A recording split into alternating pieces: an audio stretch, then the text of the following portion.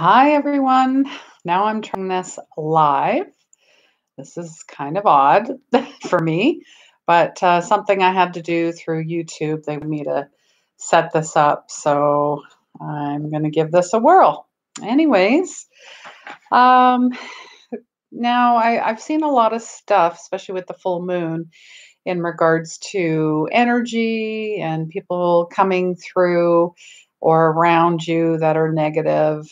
Um, Maybe you're feeling out of sorts, your energy's off, you're listening to others and including your ego. Of course, your ego is like an A type personality that says, well, that doesn't make sense. And you should do this and you should do that and you should have this and you should have that. And I'm better than this person. And why can't things go right for me? So I found that there are 7 ways to just get rid of that ego. It is not serving you in any way, shape, or form. So I've got 7 ways you can do this. Going to make this as quick as possible. And of course, if you need more information, you can reach out to me at the bottom of the link at 24K Healing on Facebook, Twitter, Instagram, Pinterest, Google, LinkedIn, Alignable, Shaper. My goodness, there's so many places you could find me. Anyways, um, and my website, 24khealing.ca. So number one is that life is not a competition. It seems more often than not we seem to be against ourselves. So we must not view life competitively. So there's no hierarchy to spiritual development. It's just you. And who you are is good enough. And what you're working towards is good enough. And nothing outside of who you are, friends, family, boss, coworkers, media, all of that, social media included, has nothing to do with your plan. I know. Number two, your ego, any motive beside the act itself. So there should be no ulterior motive, meaning, oh, well, if I, let's say, quit smoking, which I did 5 months ago, I did that for myself and for nobody else.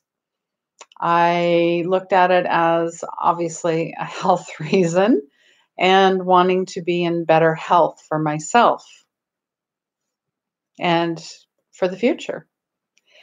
So, besides, just the practice ourselves, there should be no expectations. Same with yoga or meditation. Well, am I doing this right? And if I do yoga, then I'm going to be flexible and of sound mind and body and so chilled and relaxed. Not necessarily. It's a process, and there is no X, there is no flag to put on top of a mountain. It is just something that you need to go through. Number three, this one I am still working on. Be open to and be vulnerable and able to surrender. So, ego sits on top of its high horse, its throne, its mountaintop, and looks down on others because there's no way anyone could be better than me and everyone else is beneath me. Or if they have a new vehicle, a new girlfriend, boyfriend, watch, whatever it is, that brings out jealousy. And then the ego. There's the ego. Always looking at lack. And really, when you should be saying, "Hey, I got tons. I'm good. I'm good." So there's no attachment to anything or anyone, and you are no better than anyone else. Number four, seeing, again, tied to this, seeing equality in all things. So mindfulness to a basic form, from the stray dog on the street to the guy, the janitor that washes the floors, to the high-paying CEO up in the 14th floor of an office tower. We all are beings.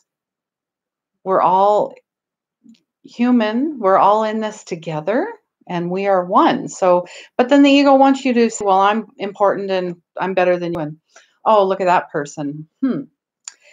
Really? We're all equal.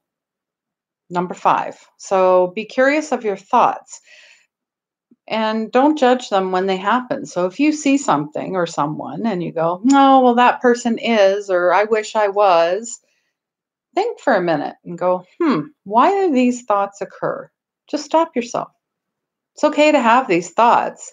It's when you need to stop them, acknowledge them, look at it from a third party perspective, a neutral state, analyze it, and then let it go. Don't even acknowledge it. That's the ego. The ego wants you to keep replaying it over and over in your mind. Number 6, not everything needs to be an explanation. It's okay if you're feeling angry or sad or happy, or just sit with it. Bear witness to, like, if all this stuff is going on around you, just pull yourself back. Be the observer. Don't attach to anything or anyone, whether that's through exercise, meditation, nature, journaling, talking to a friend, just bouncing, those thoughts and impressions that come up. And like I said, it's okay to just be okay. Go with the flow. That was a hard one for me as well. And number 7, I guess probably the hardest one right now, especially in the social media world. You must stop taking offense to all things, everything, everyone. That is the ego. When you get offended by someone making a comment or something happening, you need to just stop. It's not you. Ego roots itself in suffering. So if you feel sadness and anger, notice it, step back, analyze, and see the other side. Eventually, going through all these steps, your ego will shrink and you'll become lighter, more aware, brighter, and present. Thank you very much for tuning in. Again, all my links are below, and I will have the 7 steps in a PDF format, so you can keep them with you, or keep it with you at all times, or at least watch this video as well. Take care.